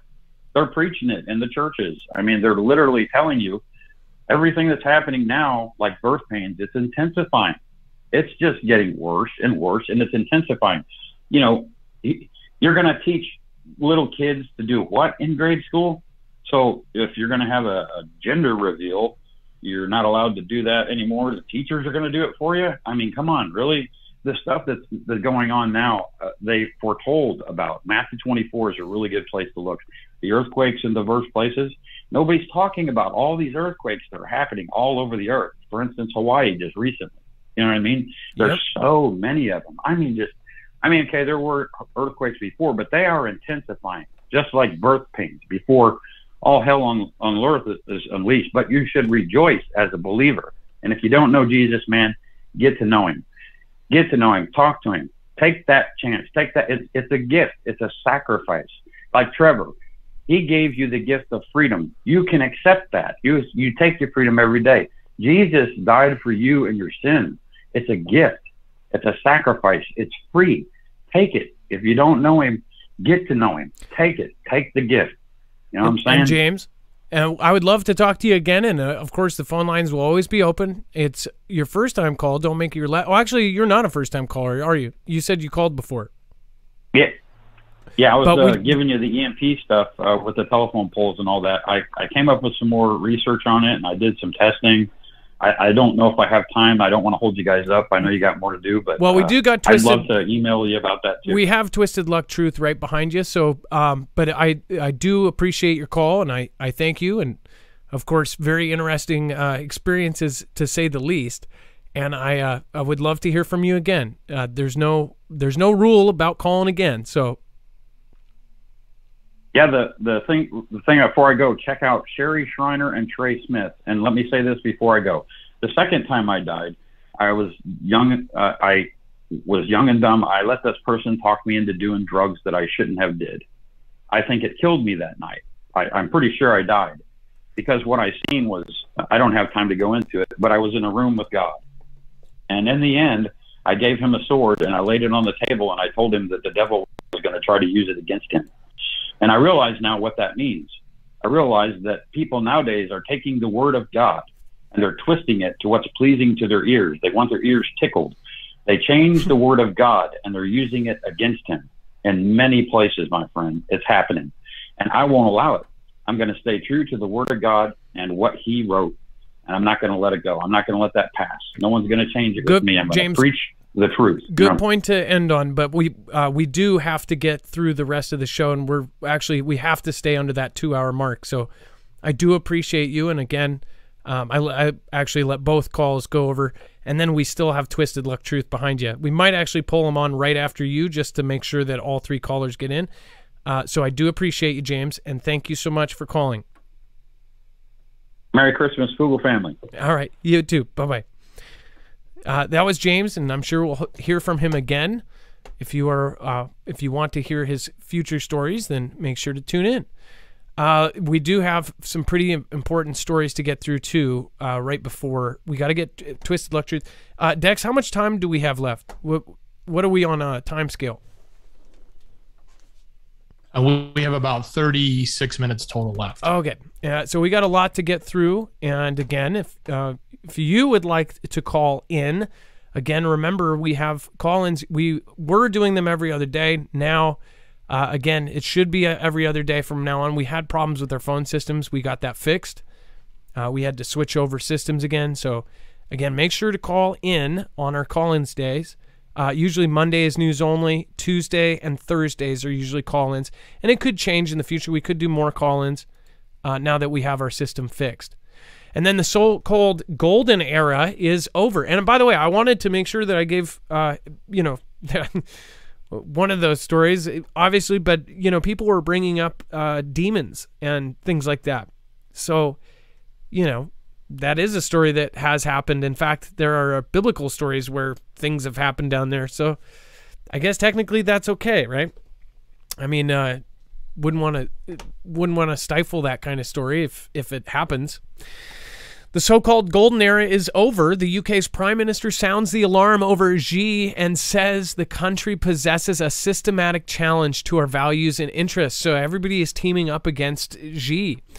Dex, this is again, it was back when Theresa May was in office. She actually, they made an announcement that they were putting all their money away from, the big bad T cells that were going on and the people in the Middle East. They said, we're taking our money and we're putting it into our future peer-to-peer adversary, which is China and Russia. And now this is kind of further going on that same note. I think what we're seeing here, we've said this before, I know I've said it numerous times, is there's a lot of messaging and positioning with these statements that are coming out that are sort of getting everybody in alignment against an adversary. So in this case, against Xi. So we're seeing a lot of this type of rhetoric coming from leadership, especially in the U.S. We did it with the chips. We did it with the technology. We did it with other mandates.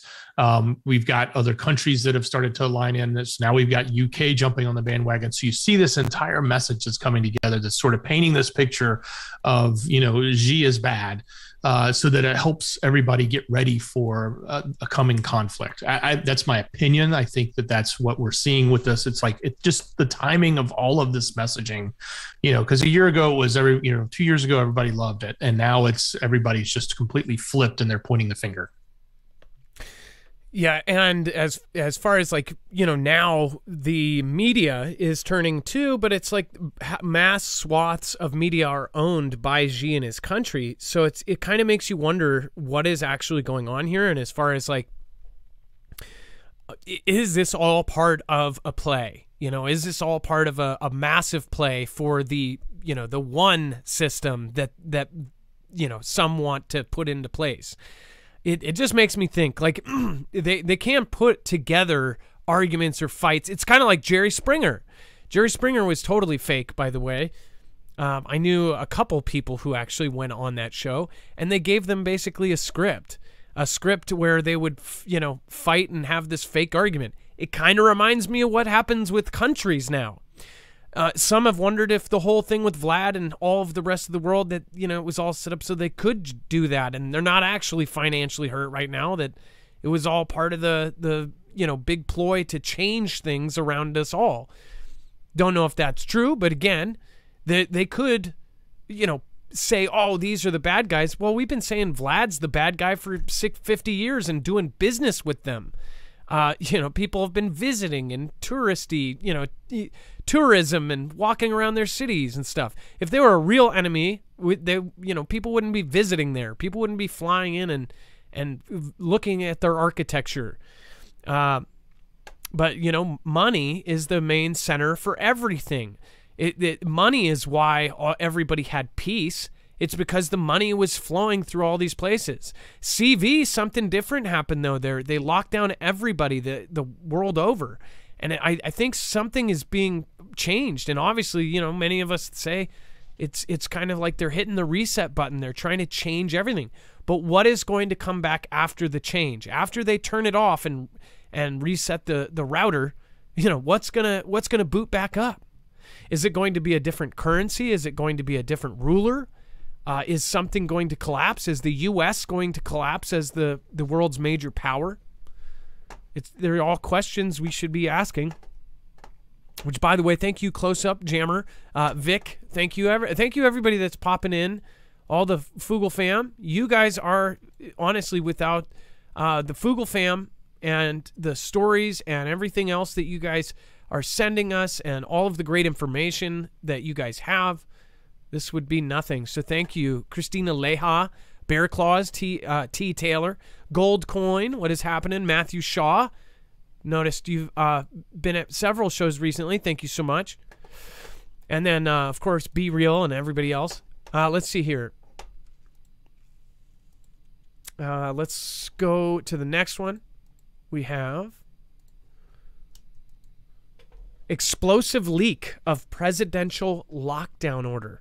Royals Kremlin.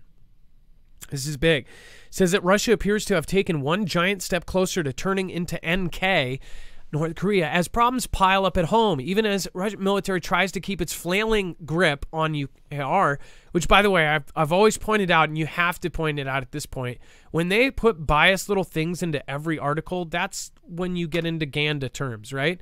Where they say desperate Vlad or mad Vlad or crazy, you know, unhinged Vlad. They're putting something into your mind before the article even starts. And it happens a lot, and it happens in almost every article coming out of anywhere. Obviously a writer has a bias or whatever, but when they say flailing grip on UKR, it gives the reader, like, if you see that everywhere, people go, oh, they're losing horribly. I wanted to point out, while we're on that point, this was, Dex, you ended up adding this in, mention of 100,000 UKR soldiers perishing during the conflict removed from the address of head of European Commission. What's up with that? So they put it out and then retracted it? Apparently she said it, right? She said it, and then they took the transcript and pulled it back. They took the tweets and the other things and they pulled it back. And now we're trying to figure out, was this, you know, just an error, or did she really spill the beans of something bigger that that hasn't been released? Because what is the number they've said, right? They've said it was much lower. If it was true, then obviously they are doing a lot worse than they say they are, and Vlad is taking a whole lot more toll on UKR than they say. See what I mean? This backs up kind of, you know, what BP was saying, underestimating. And that's based on media, which in the beginning, media wasn't even allowed to go with. I mean, and one side of the media has been basically blocked from everything, so you're not even going to get another side of the Ganda. So with this, it says the news outlet Baza on Wednesday reported that male members of Vlad's presidential administration has been banned from taking trips abroad after one staffer apparently failed to ever return. Ho! It says, citing unnamed sources, the outlet said the order has been issued within the administration that says such a ban will be in effect until restrictions tied to the mobilization are lifted. So, Dex, they're actually saying that the upper echelon, the personal circle can't go anywhere, right? Even vacations. Yeah, they're locking them down. They're saying no travel, no, you can't leave, because apparently when they do, they don't come back. So, you know, it's this, if this is true, and then I guess it is, I guess, on some hands true, because they're saying it was leaked information that came from the Kremlin. So if this is the case, then, you know, it does seem like they do have a tight grip on the circle, so to speak. I think it's less that they're worried about them, I guess, you know, being a traitor and leaving. I think that this is because something serious is being worked out right now and something is going on. Or it was leaked on purpose and it's made to project a certain message. Or if it is truly true, that would say that they're, doing bad. They keep making them seem like they're just it's a complete mess. This is one of the strongest militaries in the world. They practice. They have experts. They have people just like ours. I don't know. I think that something is being planned right now. That we're in the eye of the storm. That's my opinion. What's yours? Let me know in the comments down below. Please leave a comment if you are this far along. Please take the time to comment down below. That would be very much appreciated. Russia increases number of aircraft at Engels airfield, could be readying a bigger strike. I do believe that they probably are, because they're not done. They're not giving up, that's for sure. Meanwhile, INHAT said the number of planes itself is not as important as the number of missiles left. Again, they're saying strategic bombers to launch. There are not so many of them left in Russian Federation. Where's the backup for this? Where's the data? How many missiles do they have left? How do you know that? Did something leak? Do you have documents that leak that say that Russia is out of missiles? Or is this based on the general speculation that's been going around for a month now that they're running out, but yet they just launched 84 missiles the other day? It's like, where is this coming from? Did they only have 1,000 or 2,000 or even 10,000 missiles? Because before this, I bet you there's been some numbers that have been reduced. Oh, maybe they got rid of them because they were ailing or something. There's got to be an article that says, like, oh, they used to have 400,000 missiles, but a lot of them went bad or exploded in a rogue explosion 2 years ago, and that's why they have no missiles left. I don't know. It doesn't make sense. Russian Federation mainly has caliber KH-101 and KH-555 cruise missiles and land-based Ixlander. He says he added the goals of the Russian Federation remain unchanged. It aims to carry out strikes on critical infrastructure, primarily the energy system, which would say that they're trying to avoid civilian casualties, but at the same time, basically UKR is in the dark. And that, even from Foogle the family there, it is true that power is out in mass swaths of UKR. So that would be considered a success if they are knocking out all of the power. And once you lose power and water, it's a matter of time before other things start collapsing. Not good. And then, of course, the head of the European Union, or what was that? During this, where the head of the European Commission accidentally said 100,000, and then they retracted it and took out tweets, and everybody who was saying it, they said, oh, that was an accident.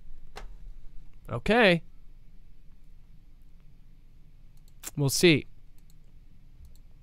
And then UKR says Vlad is sending hundreds of paramilitary troops to the Eastern Front. So something's going on about big moves. Moscow freed up forces for its offensive in Eastern UKR when it withdrew earlier in November from the southern city of Kherson. They are stating, and this is UKR stating, that they are actually going to be bringing in more troops. And then on this and UKR President's Office on Poland annexing UKR, we are laughing at Russia together. This is the president. They're laughing at the president and these other guys laughing. Says Mykola Poladiak, deputy head of the office of president of UKR, believes that Vlad is promoting the myth about Poland allegedly preparing the annexation of UKR territories in order to spread suspicion. Well, hold on.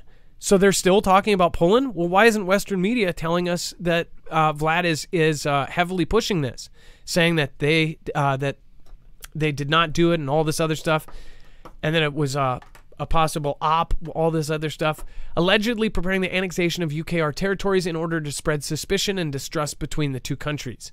So they're setting it up for this kind of event to already happen, right?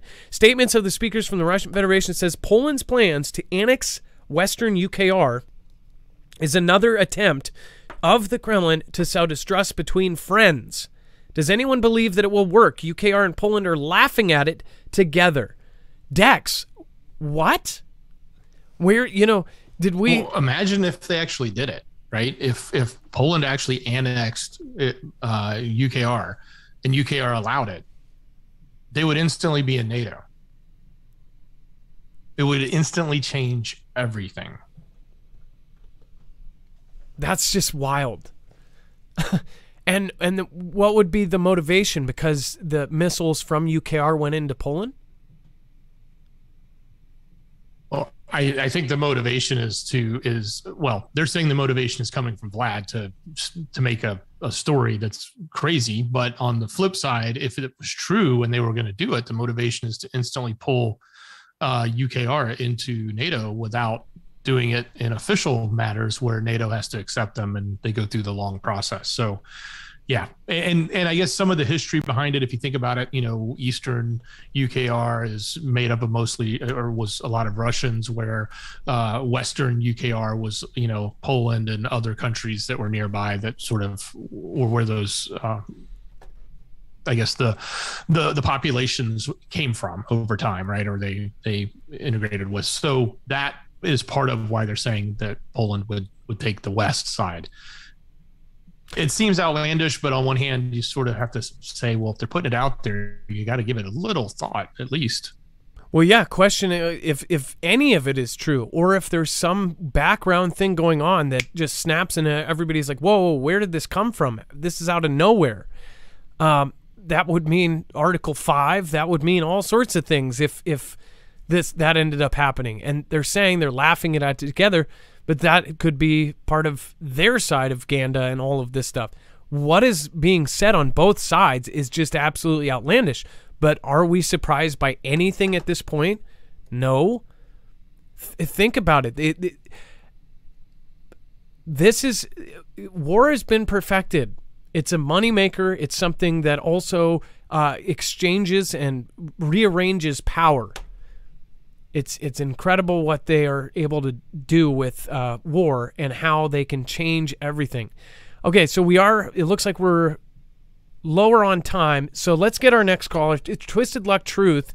Let's get Twisted Luck Truth on the phone, and then we'll talk about briefly. And by the way, the Zaporizhzhia plant, make sure to go over to Marfoogle News. I talked about this on our short video over there. Make sure to subscribe to Marfoogle News, our main channel.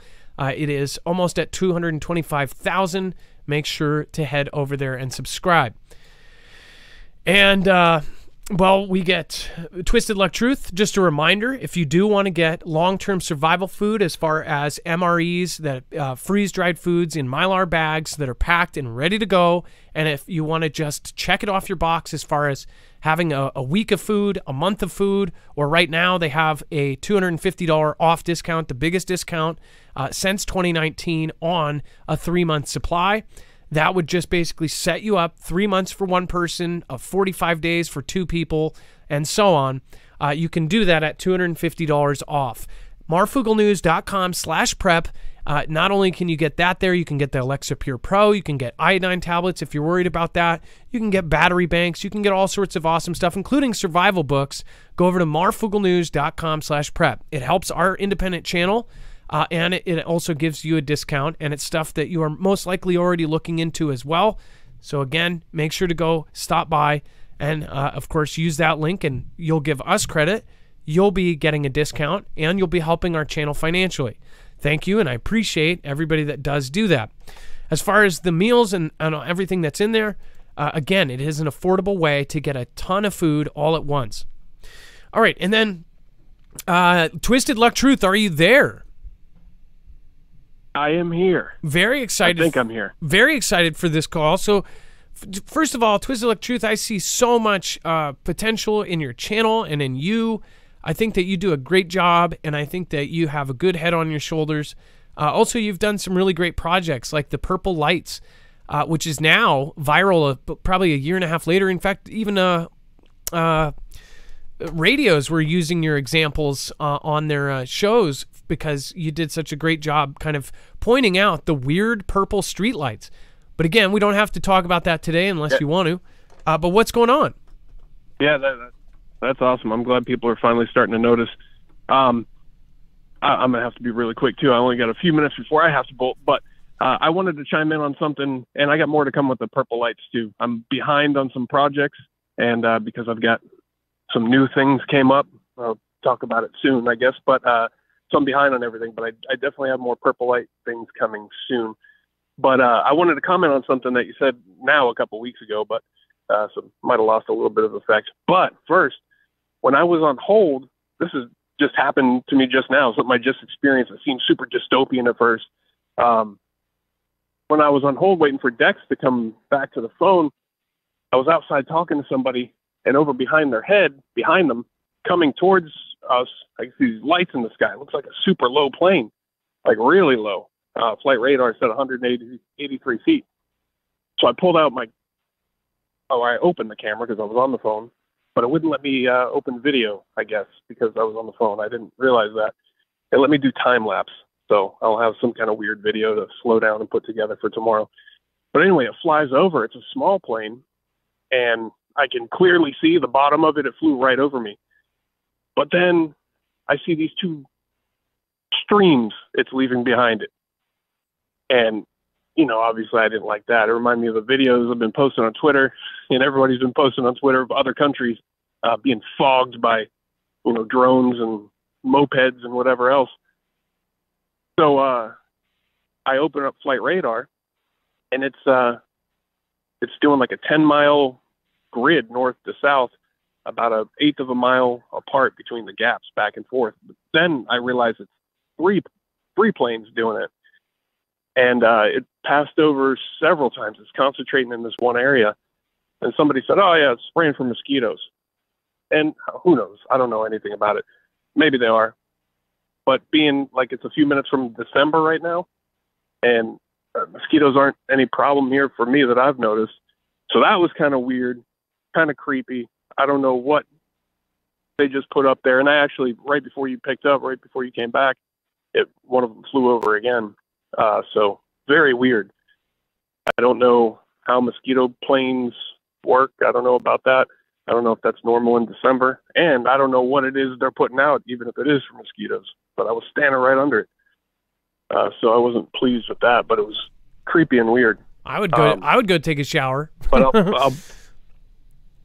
oh yeah, I'm definitely gonna, but I'll post some video and I'll talk about it probably tomorrow. But real quick now, so you talked a couple weeks ago about EMP, and you mentioned you wonder what happens if you're actually driving a car and you get hit with an EMP. What happens? Well, it supposedly happened to me many moons ago when I was driving a police car, and I was going down this a road with nothing but darkness and deer, and all of a sudden I thought the car just broke down. It just lost all power, lights, everything, and I had to just steer to the side of the road. Nothing worked. So answer the question, what happens in a car? One, I mean, you can still safely stop it and coast. The steering works, the brakes work, but not power steering, not power brakes. So it's not as easy, but you can do it. But it was very strange. I pulled over, assumed the car just broke. I go to call on the radio, the car radio, to get a tow truck or something. And the radio didn't work. And I had another radio, a portable radio on me, and that actually worked. I'm not sure exactly why, but it actually worked. A few minutes later, I realized my cell phone didn't work. And at the time, I was just like, oh, that's ironic. That's strange. Later, after we got the tow truck and I got back and everything, I looked at my watch to see what time it was, and my watch was stopped at the time the car stopped working. And they went through it. The car was fried. They went through it. They couldn't figure out what happened and just said it must have been some sort of EMP. From where or from what? They have no idea where, why, how. But that's the only thing that they could come up with, that it may have been some sort of EMP. And it was really strange. I mean, I don't know where it could have come from, but in answer to the question, if you're driving and an EMP hits, what's going to happen to your vehicle? It's definitely, if it's newer than, I think 1996? Yeah, it's probably going to be toast, but you can at least stop it. You can safely stop it, but you better have walking shoes because communication didn't work either. It was very weird. Well, like even in Dragon Day, I think they thought of it, because what was crazy is in the movie they show that the car didn't die right away or something happened, but they couldn't like start it after or something. Maybe it was Dragon Day or another one, but it showed the person basically come to a slow stop, but it still ran, but the circuits fried out. And I believe they were trying to be, what do they call that in movies where they're trying to be accurate, whatever that word is. But I think that it depends on the car, and also people get the kind of EMP shield stuff for cars that don't need them. You definitely want to check if your car even needs one. A lot of the older vehicles, I think you'll be good. You know, you won't need something like that. But as far as like older ones, you should definitely be good. I just wonder, they're testing a lot of these small EMPs now. Like they could bring them in by backpack and things and get smaller areas. What if a bunch of people did that around the country instead of a big, massive, hit? Yeah. Hold on one second. Sorry. Yeah, it was, I don't know. Obviously, I don't know when it might have hit or, where it came from. So I don't know how much time lapsed between the car stopping and, whatever it was that happened. But all the electronics were fried. They didn't even bother with the car. They ended up auctioning off the car because it was just done. But it was, I don't know, it was just a weird experience. And that's the best they could come up with, some sort of EMP. That is so weird. I had the whole story in my head, all the details, but then these planes baffled me now, so now my mind's all in these planes. Well, we'll have to watch tomorrow's show on, are you going to put a video out tonight or tomorrow? I'll probably do it tomorrow. I got to see what I have. All I could record on was time lapse. So, but I think I can slow all that down to normal speed. And I don't know. Somebody said it's mosquitoes, but it just seems weird to me. But yeah, I'll put something together probably tomorrow. Okay. Well, what we can do is I don't know if you can remind me on Twitter, but then I can try to get it onto the website after you put it out. And then if somebody's watching this replay in a couple days or in a month from now on tonight's show, we'll try to attach it. But please try to remind me tomorrow after you get it done, DM me on Twitter or hit me up on Twitter and let me know that you've uploaded it. And then people can reach it that watch the show I will. Replay. Well, thank you, cool. Twisted Luck Truth. I will let you know. I did want to say, though, you're doing an awesome job. Thank you so much for calling in. Thanks, man. I appreciate it. All right. And then, by the way, congratulations on almost reaching 10,000. That's really awesome. And you deserve it, buddy. That is awesome. Yeah. Well, thanks, man. I appreciate you, and I appreciate everybody, the whole fam. You all rock.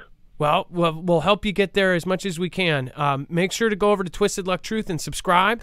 If you haven't seen, he was the one a while back did the purple light video, which again now is viral. Everybody on TikTok is talking. Now people are noticing. Twisted Luck Truth, myself, everybody in this niche. We talked about it last year when they started putting them up, and they're only on ramps and And I don't know. I can only speak for what's around here. I'm gonna go out and video it, and I was gonna even talk to you about possibly doing either a collab or using some of your footage for a video that I'm doing, if I have your permission. But I'll talk about that on Twitter, and I'll DM you or something. If that would be great. And yeah, I would love to help your channel at the same time and put it out on the main channel. Thank you so much, Twisted Luck Truth. Yeah. And I appreciate you, man. All right, man.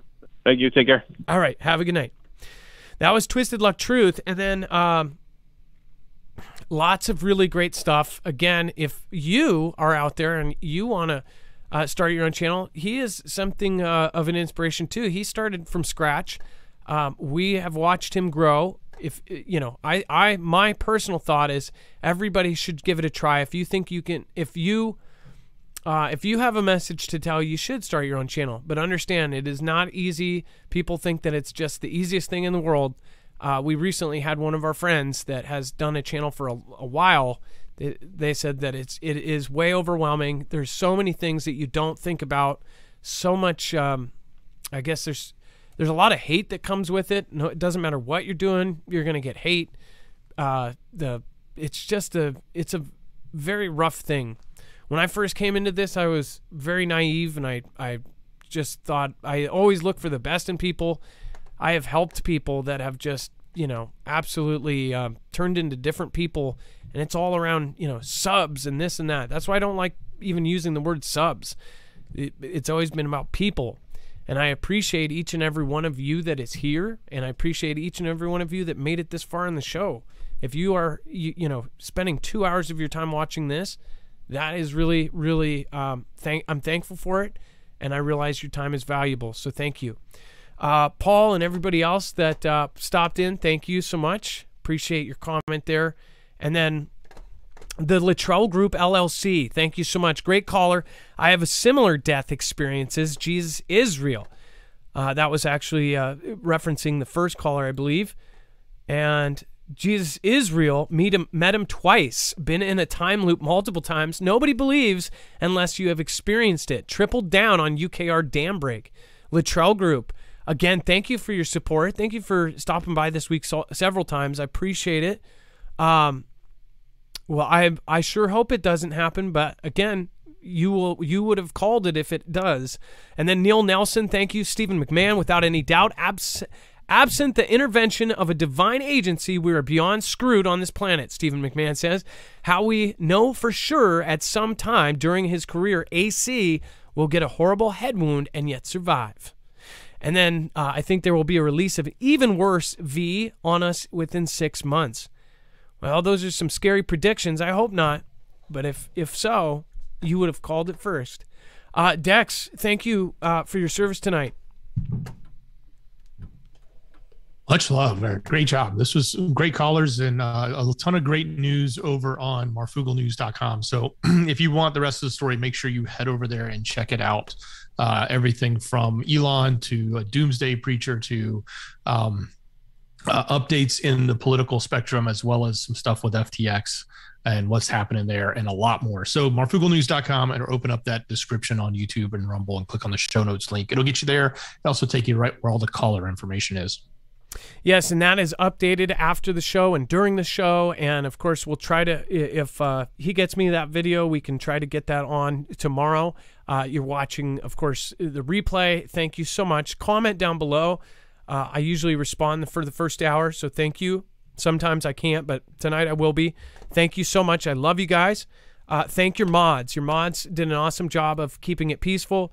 General rules is just be peaceful and push people up instead of down.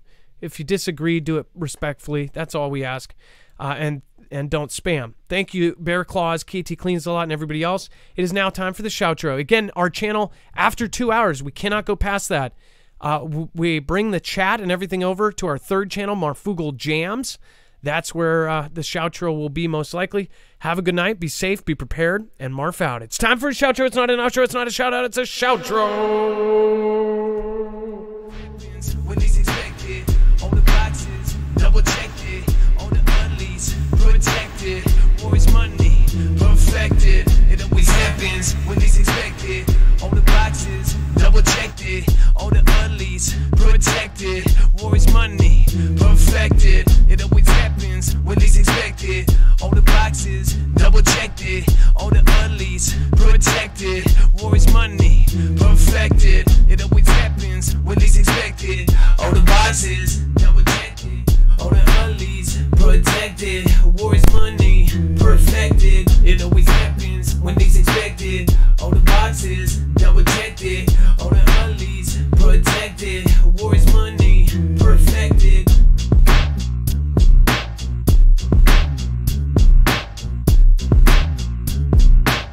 All right, thank you. Top supporter tonight, I believe, is going to be Nana of Montana.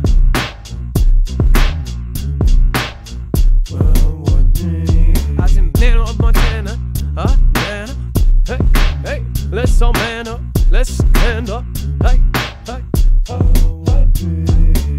I said, on the back, on back. Neil Nelson and the Stephen McMahon. I'm back with the big real bees. Johnny D, Mr. Steve. Steve on the apple can bite me. They can have it and bring robot me. Hey now, like a peripheral. I got back with a big B-real. The real beast, Tara Williams. I love the cafe and Thomas in my. I'm a bit of a on my baby. Trinity, no,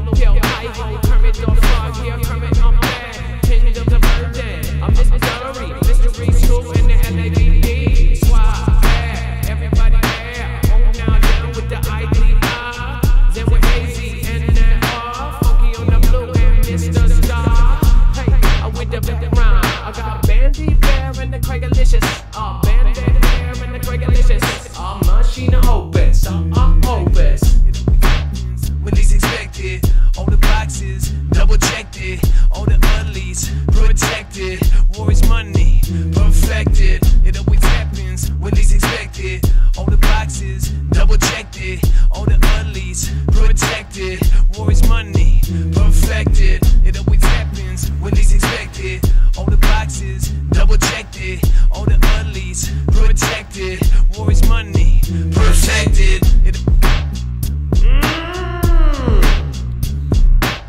I got Jennifer in the house. Nana of Montana.